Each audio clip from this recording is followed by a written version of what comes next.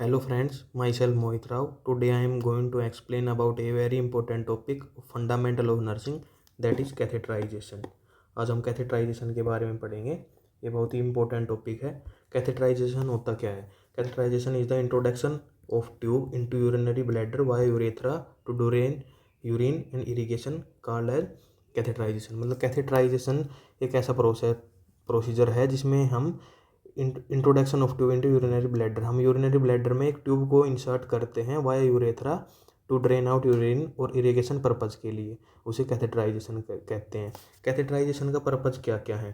पहला पर्पज़ है urinary drainage, मतलब यूरिन को ड्रेन करने के लिए हम कैथेटराइजेशन करते हैं। उसके बाद इरिगेशन, अगर हमें ब्लैडर का इरिगेशन करना है उसके लिए भी हम कैथेटराइजेशन करते हैं। या फिर मेडिकेशन इंजेक्ट करनी हो यूरिनरी ब्लैडर में, input output charting, incontinence of urine and retention of urine, इन सभी चीज़ों के लिए हम कैथेटर का यूज़ करते हैं। कैथेटराइजेशन करके पेशेंट के लिए ये urinary drainage, irrigation, medication, input output charting, incontinence of urine and retention of urine के लिए हम कैथेटराइजेशन करते हैं।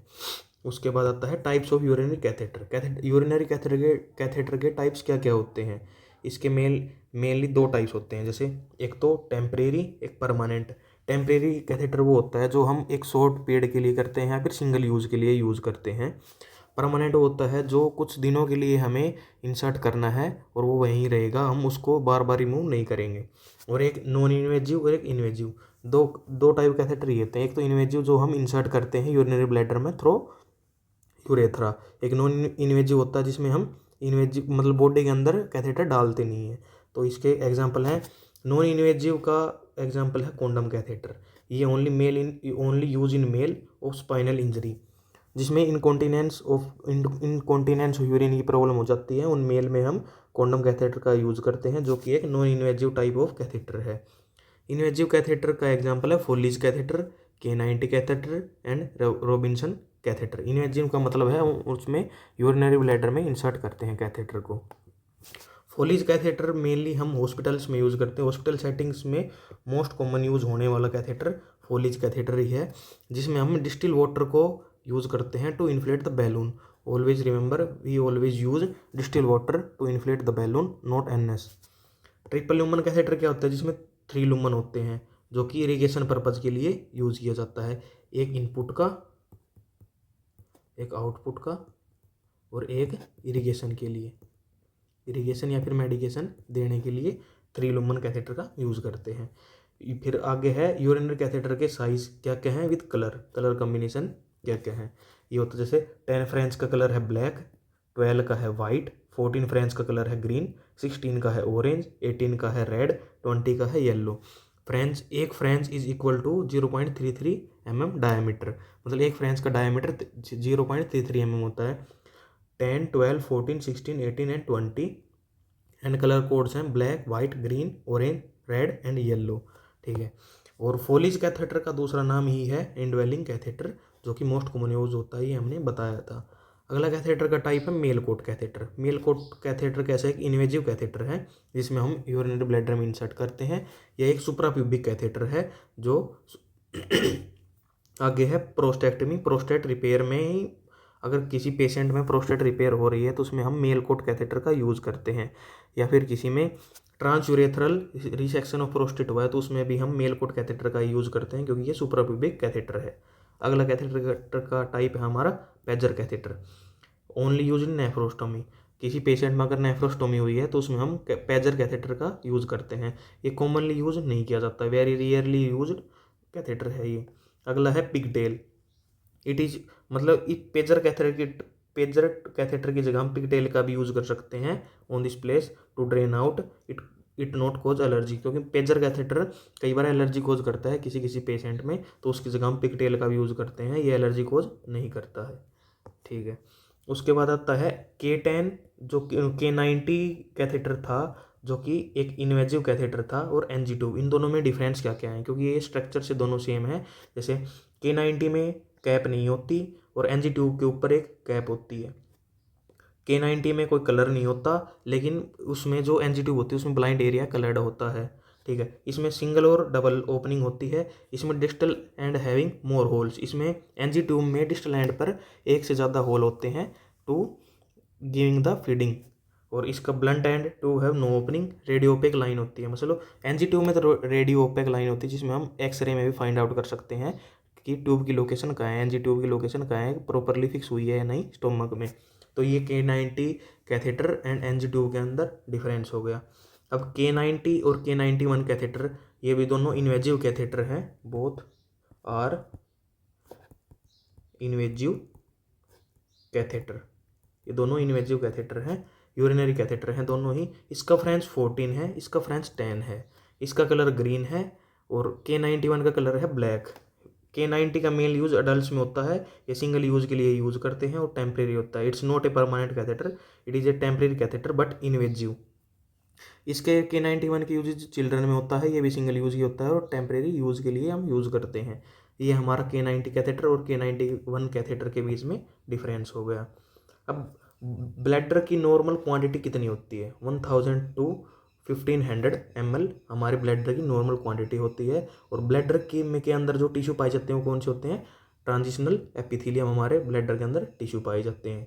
अभी क्वेश्चन आता है कि post operative patient complaining about urine retention, what will nurse do? मतलब नर्स की रिस्पॉन्सिबिलिटी क्या होगी अगर कोई पेशेंट पोस्ट ऑप में आया है, उसको कंप्लेन कर रहा है यूरिनरी रिटेंशन, मतलब उसका यूरिन ड्रेन आउट नहीं हो रहा है। तो सबसे पहले प्राइमरी रिस्पॉन्सिबिलिटी नर्स की है, nurse should palpate and identify bladder is full और एम्प्टी। सबसे पहले नर्स को ये करना है कि वो ब्लैडर को पालपेट करके देखेगी कि ब्लैडर फुल है या एम्प्टी है। अगर उसके बाद अगर ब्लैडर फुल होता है तो उसे एक फर्स्ट प्रायोरिटी रहेगी, फर्स्ट यूरिनल, मतलब उसको यूरिनल प्रोवाइड करेगी to drain out the urine consciously. उसके बाद अगर तब भी प्रोवाइडिंग प्राइवेसी, नर्स पेशेंट को प्राइवेसी प्रोवाइड करेगी, यूरिनल देगी ताकि वो यूरिन को ड्रेन आउट कर सके। अगर पेशेंट को बाथरूम में ले जाना कॉन्ट्रा इंडिकेटेड नहीं है तो नर्स पेशेंट को बाथरूम तक लेके जाएगी ताकि वो यूरिन को ड्रेन आउट कर सके। Provide warm water compression, warm water की कंप्रेशन प्रोवाइड करेगी। हेल्थ केयर, अगर तब भी यूरिन ड्रेन आउट नहीं हो रहा तो हेल्थ केयर प्रोवाइडर को इन्फॉर्म करेगी नर्स। अगर उसके बाद K90 कैथेटर यूज़ करेगी, जो कि था हमारा इन्वेजिव एंड टेम्परेरी कैथेटर का यूज़ करेगी। अगर तब भी प्रॉब्लम रिजोल्व नहीं हो रही तो फोलिज कैथेटर का यूज़ करेगी, जो कि है परमानेंट एंड इन्वेजिव। ये था हमारी nursing responsibility post of patient में जो कंप्लेन कर रहा है यूरिन रिटेंशन की। पहले उसको ब्लैडर को पालपेट करके चेक करेगी नर्स कि फुल है या एम्प्टी है। उसके बाद प्रोवाइसी प्रोवाइड करेगी, उसके बाद यूरिनल देगी, फिर बाथरूम इफ़ नॉट कॉन्ट्राइंडिकेटेड, और वार्म वाटर कंप्रेशन प्रोवाइड करेगी, हेल्थ केयर प्रोवाइडर को इन्फॉर्म करेगी, या फिर उसके बाद K90 कैथेटर का यूज़ करेगी। अगर तब भी प्रॉब्लम सोल्व नहीं हो रही तो फोलिज कैथेटर इंसर्ट करेगी। उसके बाद हमारा अगला कैथेटर है रॉबिन्सन कैथेटर, जो कि रेड कलर का कैथेटर होता है। Single time urine drain out, मतलब ये भी सिंगल टाइम यूज़ के लिए किया जाता है, यह टेम्परेरी कैथेटर है। उसके बाद ट्रिपल ल्यूमन, ठीक है, use for irrigation. Triple lumen catheter किस लिए यूज़ होता है? इरिगेशन के पर्पज़ के लिए।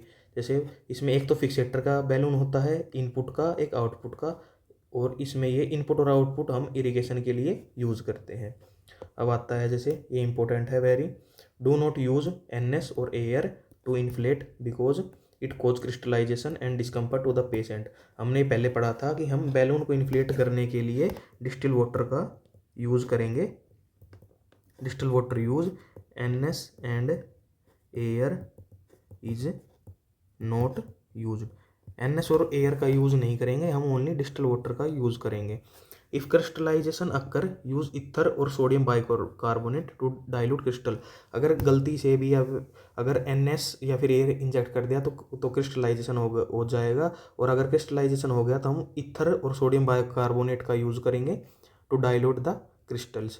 If in case no diluting crystals then go for USG guided balloon puncture procedure.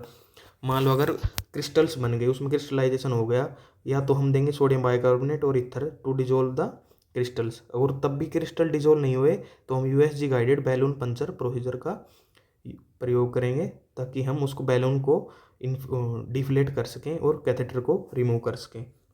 Always use distil water. उसके बाद जो कैथेटर में यूरिनरी बैग अटैच किया जाता है, उसके यूरिनरी बैग के का एक तो को ड्रॉबैक ये है कि more chances of UTI and cystitis, मतलब इसमें यूरिनरी ट्रैक्ट इन्फेक्शन होने के बहुत ज़्यादा चांसेस बढ़ जाते हैं। यूरिनरी बैग से सिस्टाइटिस होता है, inflammation of urinary bladder. Cystitis is inflammation of urinary bladder. Urometer क्या होता है? ये इनपुट और आउटपुट को चार्टिंग के लिए यूज किया जाता है यूरोमीटर, और इसमें लेस चांस ऑफ इन्फेक्शन होता है as compare to urinary bag. मतलब यूरिनरी बैग से कंपेयर करें तो इसमें यूरोमीटर में कम चांस हो जाते हैं इन्फेक्शन होने के।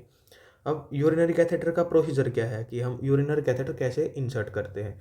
उसमें सबसे पहले हम कंसर्ट लेते हैं, inform to patient and relatives, procedure को एक्सप्लेन करते हैं, हैंड वॉशिंग करते हैं, ये हमारा बेसिक स्टेप है, अरेंज ऑल आर्टिकल्स। फिर पोजीशन कौन कौन सी प्रोवाइड करते हैं, मेल में तो हम प्रोवाइड करते हैं सुपाइन पोजीशन, फीमेल में डोर्सल रिकमेंडेड पोजीशन। फिर कैथेटर साइज पे आ जाते हैं, भाई कैथेटर साइज कैसे यूज़ करते हैं। मेल में 16 to 18 फ्रेंच का यूज़ करते हैं, फीमेल में 14 to 16 फ्रेंच का यूज़ करते हैं, चिल्ड्रन में 10 to 12 फ्रेंच का यूज़ करते हैं, और न्यूबॉर्न में हम फीडिंग ट्यूब का यूज़ करते हैं एज ए कैथेटर।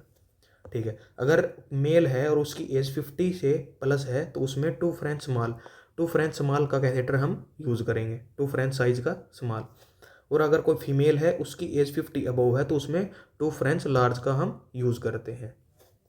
ठीक है, अब लुब्रिकेशन हम लुब्रिकेट करते हैं लिग्नोकैल जेली से, जो कि वाटर सेलुबल जेली होती है, उसको लुब्रिकेट करते हैं। कितना लुब्रिकेट करते हैं कैथेटर को? 6 to 8 इंच तो हम करते हैं मेल में, और फीमेल में करते हैं 2 to 3 इंच हम लुब्रिकेट करते हैं with the help of lignocaine jelly which is a water soluble jelly.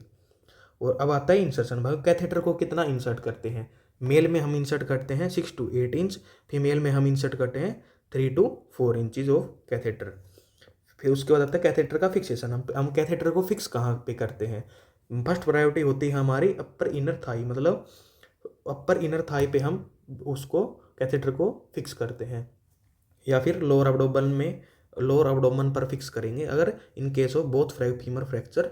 और अगर किसी पेशेंट में दोनों ही फीमर फ्रैक्चर हो रही हैं तो उस केस में हम अपर इनर थाई में लोअर अब्डोमन पर हम कैथेटर को या फिर कैथेटर को फिक्स करेंगे। ठीक है, मतलब मोस्ट कॉमन लोकेशन तो होती है अपर इनर थाई। अगर किसी पेशेंट में दोनों फीमर फ्रैक्चर हैं तो हम लोअर अब्डोमेन का यूज़ करेंगे। उसके बाद आते हैं कैथेटर का क्लीनिंग कैसे करते हैं। मेल में तो हम सर्कुलर मोशन में क्लीन करते हैं, ग्लैंस पेनिस को रिट्रैक्ट करके हम सर्कुलर मोशन में मेल के कैथेटर को क्लीन करते हैं। फीमेल में अपर टू लोअर हम यूज़ करते हैं, अपर टू लोअर 3 स्वैब्स का हम काम करते हैं, एक तो लेबिया माइनोरा के लिए, एक लेबिया मेजोरा के लिए, और एक मिडिल पार्ट के लिए हम स्वैब का यूज़ करते हैं। सॉल्यूशन कौन सा यूज़ करते हैं फॉर द क्लिनिक पर्पज? वो होता है बिटाडिन, वो उसकी हम 30 सेकेंड के लिए हम यूज़ करते हैं। It should remove with the saline और डिस्टिल वाटर। बिटाडिन का यूज़ करते हैं क्लीन करने के लिए, और क्लीन करने के बाद हम बिटाडिन को रिमूव करते हैं नॉर्मल सलाइन और डिस्टिल वाटर से। अब कैथेटर कितने दिन में चेंज करते हैं हम? जो रबड़ कैथेटर होता है उसको हम 7 डेज में चेंज करते हैं, जो पीवीसी कैथेटर होता है उसको 21 to 28 डेज में चेंज करते हैं, सिलिकॉन कैथेटर को हम 3 मंथ्स में चेंज करते हैं। और कैथेटर को रिमूव कैसे करते हैं, इसका एक प्रोसीजर है। उसको ये जैसे डीप ब्रेथ एंड होल्ड, मतलब पेशेंट को कहेंगे कि वो डीप ब्रेथ ले और उसको होल्ड करे ब्रेथ को। वो पेशेंट डीप ब्रेथ लेके होल्ड करेगा तभी हमें डिफ्लेशन ऑफ बैलून को डिफ्लेट करेंगे और जेंटली रिमूव द कैथेटर। ठीक है, ये हमारा कैथेटर का पूरा प्रोसीजर आ गया। हम क्या क्या करेंगे, जैसे कंसेंट लिया, प्रोसीजर एक्सप्लेन किया, हैंड वॉशिंग किया, पोजीशन प्रोवाइड करी, फिर कैथेटर का साइज डिसाइड किया, मेल फीमेल चिल्ड्रन न्यूबॉर्न। फिर ये बताया कि 50 ईयर से अगर ऊपर मेल और फीमेल है तो क्या करेंगे। उसके बाद लुब्रिकेशन का प्रोसेस लिग्नोकैल जेली से, उसके बाद इंसर्शन कितना इंच इंसर्ट करेंगे, उसके बाद फिक्सेशन का, उसके बाद क्लीनिंग, हम क्लीनिंग कैसे करेंगे, उसके बाद कौन सा सॉल्यूशन यूज़ करेंगे क्लीनिंग के लिए, उसके बाद कैथेटर को हम कितने दिन में चेंज करते हैं। उसके बाद आता है हमारा यूरिन सैम्पलिंग की बहुत ज़्यादा डिजीज कंडीशन में यूज की जाती है टू आइडेंटिफाई और to diagnose the disease condition. पहली होती है रैंडम सैम्पलिंग, जो कि ओपीडी बेस्ड होती है। अगर पेशेंट जैसे ओपीडी में आया और उसका यूरिन का सैंपल ले लिया, उसे रैंडम सैम्पलिंग बोल लेंगे। Morning sample most of pregnancy में लिया जाता है यूपीटी टेस्ट करने के लिए, मॉर्निंग सैंपल हम लेते हैं। उसके बाद पोस्ट पेरेंडियल सैम्पलिंग, मतलब आफ्टर 2 आवर्स ऑफ फूड और ग्लूकोज, मतलब पेशेंट को या तो खाने के 2 घंटे बाद या फिर ग्लूकोज इंजेक्ट करके उसमें हम 2 घंटे बाद उसका सैंपल लेंगे, उसे पोस्ट पेरेंडियल सैम्पलिंग बोल लेंगे। आगे आता है मिड स्ट्रीम सैम्पलिंग क्या होता है? First urine should be discarded, after that collect sample and complete micturition process. मतलब मिड स्ट्रीम सैम्पलिंग होते हैं भाई, जो फर्स्ट यूरिन है उसको तो डिस्कार्ड कर देंगे, उसके बाद हम सैंपल को कलेक्ट करेंगे और मिक्सचुरेशन प्रोसेस को कंप्लीट करेंगे। बेस्ट सैम्पलिंग होती है mid stream sampling, best sampling होती है यूरिनरी कल्चर के लिए मिड स्ट्रीम सैम्पलिंग। उसके बाद अगर पेशेंट को किसी को यूरिनरी कैथेटर लग रहा है, उसमें हमें सैंपल कलेक्ट करना है यूरिन का, तो कैसे करेंगे? इसके दो तरीके होते हैं। एक तो भाई कैथेटर को क्लैंप करो 45 मिनट्स के लिए, 45 मिनट्स के लिए कैथेटर क्लैंप कर दिया तो उसके बाद हम फॉलो करेंगे नीडल एस्पिरेशन। ये हमारा फर्स्ट और मोस्ट इम्पोर्टेंट मेथड है to collect the urine in case of if patient have urinary catheter. Second है कैथेटर को डिस्कनेक्ट करके ही हम यूरिन का सैंपल कलेक्ट करेंगे।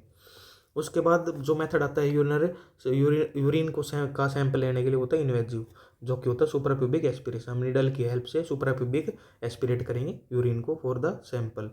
24 आवर सैम्पलिंग, मतलब इसमें 8 AM to 8 AM अगले दिन तक का 24 आवर्स हो गए ये सैम्पलिंग करते हैं। प्रिजर्वेटिव यूज़ करते हैं इसमें, जनरली बोरिक एसिड का यूज़ करते हैं एज ए प्रिजर्वेशन, या फिर थाइमोल का, जो कि बैक्टीरियल और फंगल ग्रोथ को इनहिबिट कर देता है।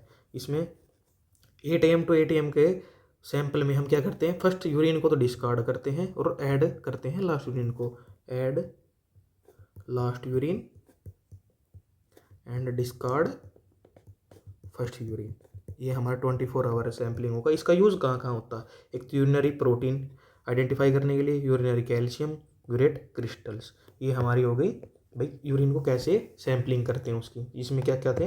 Random sampling, morning sample, post prandial sampling, mid stream sampling, जो और अगर किसी पेशेंट को कैथेटर लग रहा है तो उसमें सैम्पलिंग कैसे करेंगे, इन्वेजिव सैम्पलिंग, 24 आवर सैम्पलिंग।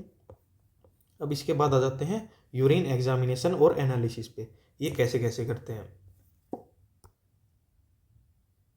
इसमें 3 टाइप्स हैं, एक तो फिजिकल एग्जामिनेशन यूरिन का, एक केमिकल एग्जामिनेशन और एक माइक्रोबायोलॉजिकल एग्जामिनेशन। फिजिकल एग्जामिनेशन में हम यूरिन की वॉल्यूम, कलर, पीएच और स्पेसिफिक ग्रेविटी का पता करते हैं। केमिकल में urinary sugar, urinary protein, urinary acetone, bile salt and bile pigment.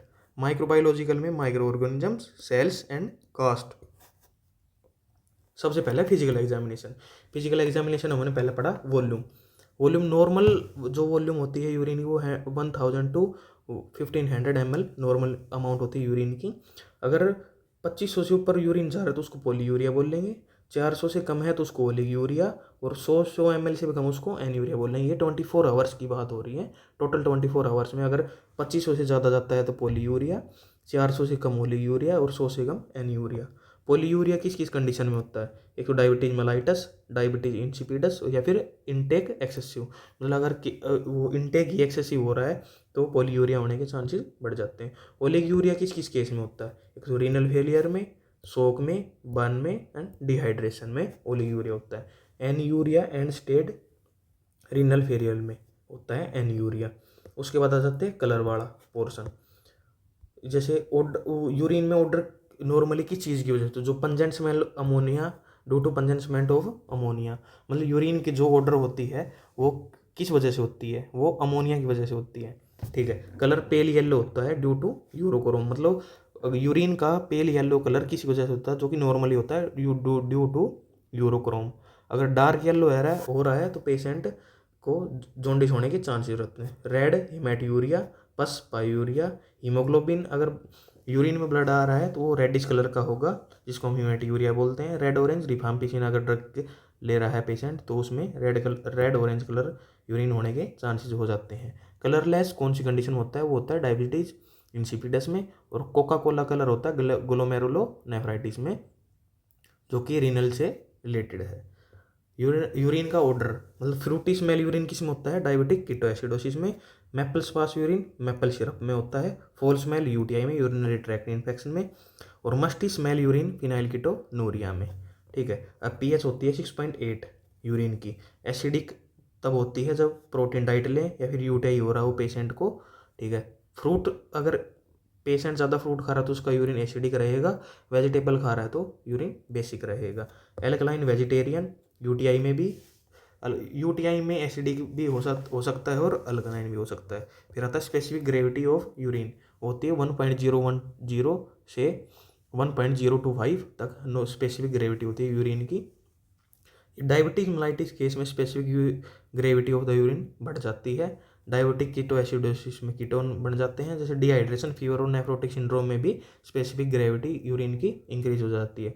Decrease किस में होती है? डिक्रीज होती है एक तो डायबिटीज इंसिपिडस में और एक क्रोनिक रीनल फेलियर में specific gravity of urine is decreases. ठीक है, अब फिजिकल एग्जामिनेशन तो हमारा हो गया। जैसे फिजिकल एग्जामिनेशन था वॉल्यूम, कलर, पीएच और स्पेसिफिक ग्रेविटी, ये 4 पॉइंट हमने पढ़ लिए। अब है केमिकल एग्जामिनेशन।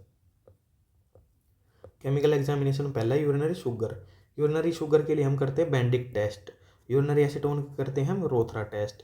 यूरिनरी एल्बुमिन के लिए करते हैं हम hot and cold test. Bile salt के लिए करते हैं ए टेस्ट। और बाइल पिगमेंट के लिए करते हैं स्मिथ टेस्ट या फिर फॉर्चिट टेस्ट। तो पहला है बेंडिक टेस्ट, जो कि होता है यूरिनरी शुगर के लिए। ये most commonly used in community setup. Community setup में बेंडिक टेस्ट का यूज किया जाता है to assess urinary sugar. Procedure क्या है? 1/2 या फिर 3/4 test tube filled with Benedict solution, जो कि ब्लू कलर का होता है, उसको हम हॉट करेंगे to check the quality of Benedict solution. उसके बाद 8 ड्रॉप्स ऑफ यूरिन का हम यूज़ करेंगे। अगर कलर चेंज हो जाता है तो उसमें ये मतलब है कि यूरिनरी शुगर प्रेजेंट है। इसकी जैसे ये कलर कोडिंग दे रखी है, मतलब ये प्रोसीजर ये है भाई 1/2 या फिर 3/4 तो टेस्ट ट्यूब फिल करेंगे बेंडिक्ट सॉल्यूशन है, फिर उसको थोड़ा बहुत गर्म करेंगे कि वो क्वालिटी चेक करने के लिए बेंडिक्ट सॉल्यूशन की। उसके बाद 8 ड्रॉप्स ऑफ यूरिन, हम 8 ड्रॉप्स ऑफ यूरिन डाल लेंगे। अगर कलर चेंज हो जाता है तो उसमें शुगर प्रेजेंट है। अब इसके कलर कोड क्या क्या है? जैसे blue, green, yellow, orange, red. अगर कलर चेंज होके जो ब्लू कलर का बेंडिक्ट सॉल्यूशन था और वो कलर चेंज करता है और ब्लू ही रहता है तो उसमें होती है एब्सेंट, मतलब शुगर नहीं प्रेजेंट है। अगर ब्लू कलर अगर ग्रीन में कन्वर्ट हो जाता है तो उसमें +1 की ग्रेडिंग देंगे। उसमें येलो हो जाता है तो +2 की ग्रेडिंग, ऑरेंज हो जाता है तो +3 की ग्रेडिंग, रेड में +4 और +5 की ग्रेडिंग हम देंगे। इसकी ट्रिक है बीजी योर, मतलब blue, green, yellow, orange, red, B G your. ये हमारी ग्रेडिंग होगी यूरिनरी शुगर के लिए। मतलब अगर ब्लू कलर इन कलर्स में से चेंज हो जाता है तो हम ये ग्रेडिंग देंगे इनकी। उसके बाद है यूरिनरी एल्ब्यूमिन। ये चेक करते हैं हॉट टेस्ट। पहला टेस्ट है हॉट टेस्ट।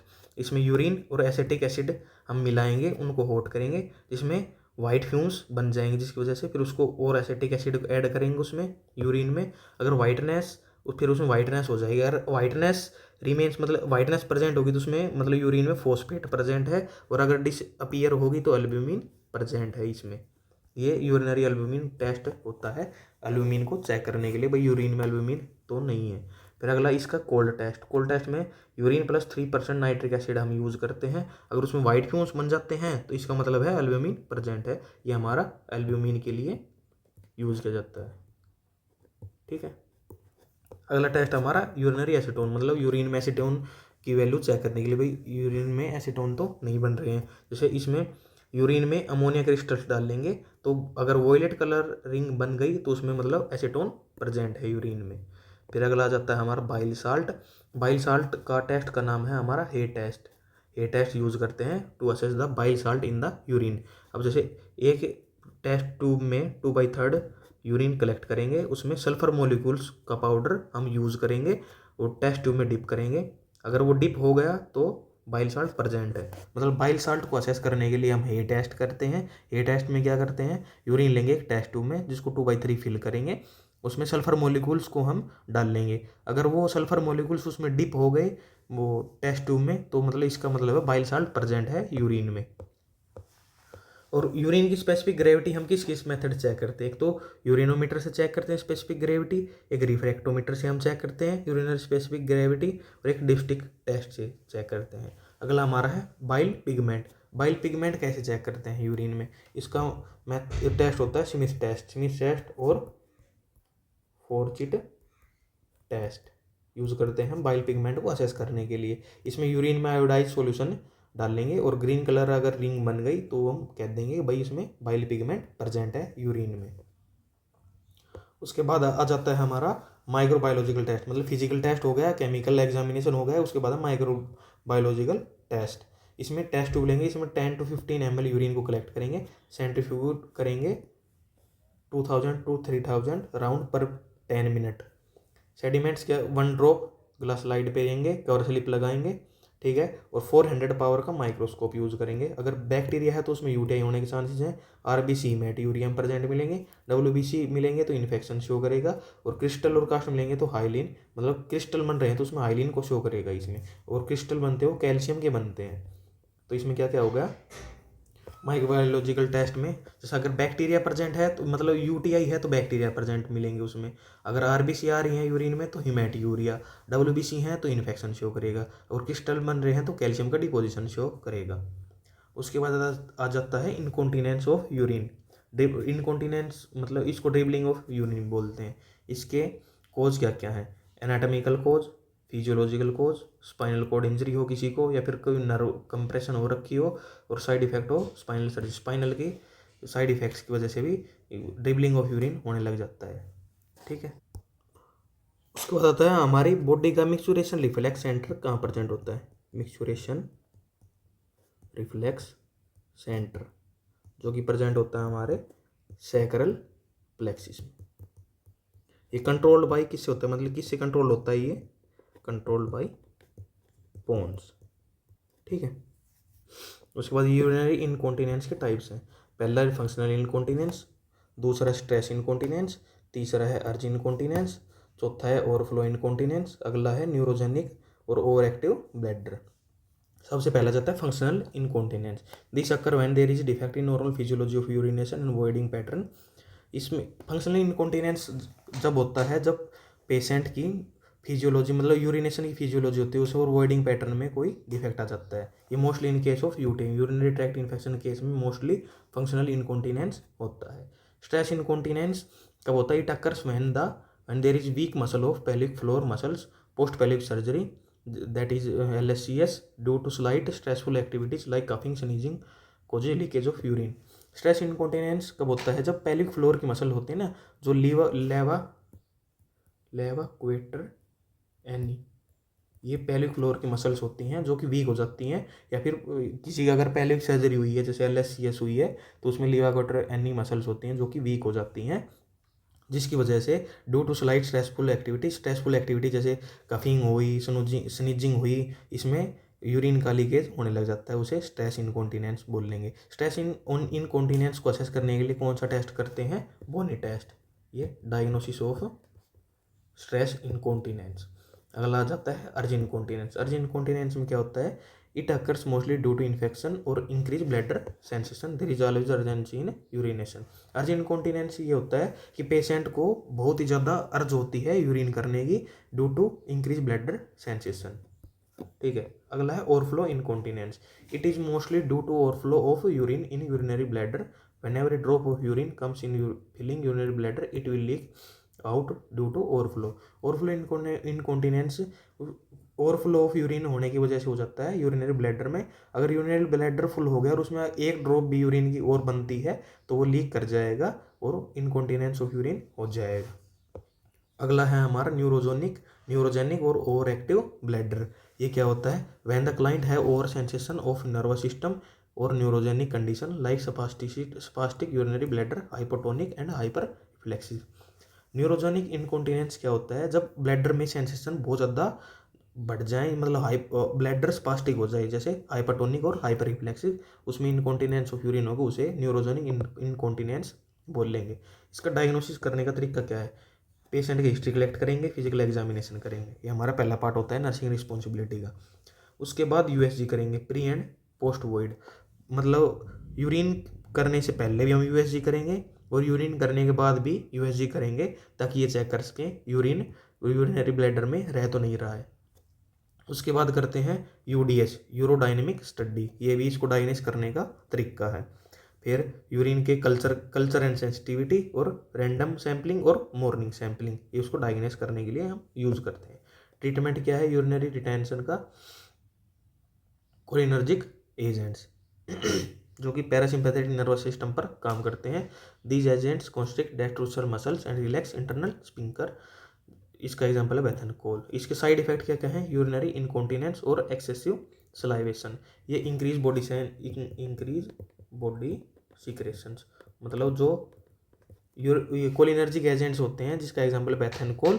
ये जो पैरासिम्पैथेटिक नर्वस सिस्टम को एक्टिवेट करते हैं, वो बॉडी सीक्रेशंस को इंक्रीज कर देते हैं। जो डेट्रोसल मसल्स और ये इंटरनल स्पिंक्टर है, ये कैसे काम करते हैं, मतलब ये अगर रिटेंशन ऑफ यूरिन हो रहा है तो रिटेंशन ऑफ यूरिन में मसल तो रिलैक्स रहेंगी, जो डेट्रोसल मसल्स हैं, और जो स्पिंक्टर है वो कंस्ट्रिक्ट होएगा।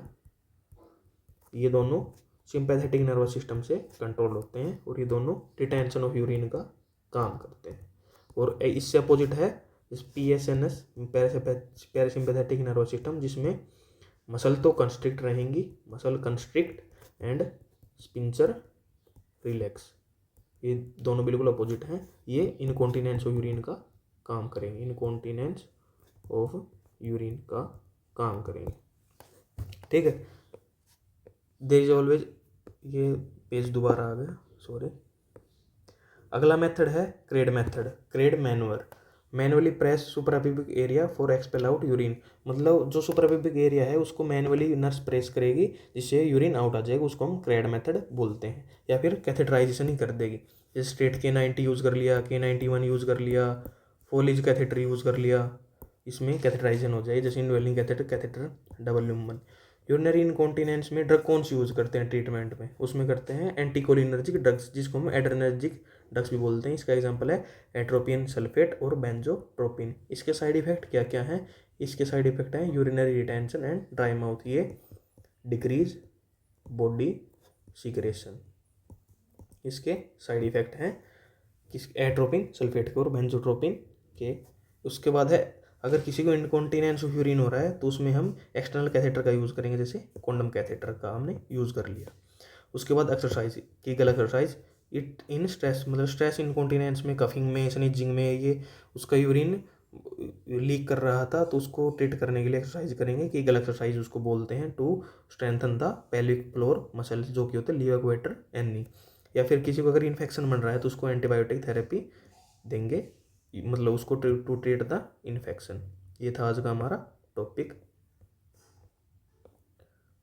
That is catheterization.